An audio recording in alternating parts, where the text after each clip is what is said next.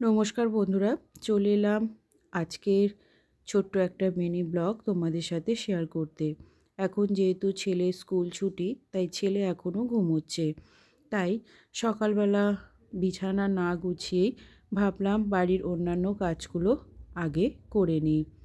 তাই পুরো বাড়ি ঘরদুয়ার ঝাঁটা দিয়ে চলে এলাম নাতা দিতে। এখন চলে এসেছি, বেশ কিছু জামা কাপড় কাচা ধোয়া করেছিলাম, সেগুলো এখন মেলে দিলাম।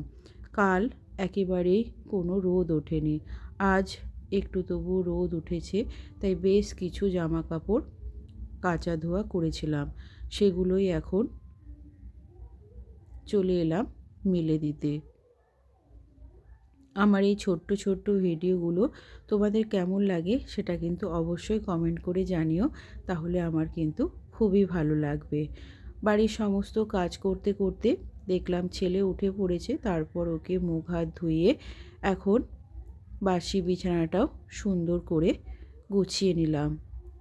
আমার বিছানা যদি এলোমেলো থাকে একেবারেই ভালো লাগে না, তবুও আমার ঘরে ছোট বাচ্চা, তাই বিছানাটা তো নোংরা হয়, চেষ্টা করি বিছানাটাকে একটু পরিষ্কার পরিচ্ছন্ন করে রাখার। এখন চলো দেখে নিই আমি দুপুরে কী কী রান্না করেছি। এখানে হয়েছে ওলকপি আর বিম কড়াই ভাজা, হয়েছে লাউ ডাঁটা আলু বেগুনের ঝোল, ফুলকপি ভাজা, আর ছিল শাক ভাজা, যেটা আমরা আজকে দুপুরে খাবো। আর রাতের জন্য এদিকে আমি ঘুগনিও করে রেখেছি। কেমন লাগলো আজকের ভিডিও অবশ্যই জানিও, ভালো লাগলে লাইক শেয়ার অ্যান্ড সাবস্ক্রাইব করে দিও।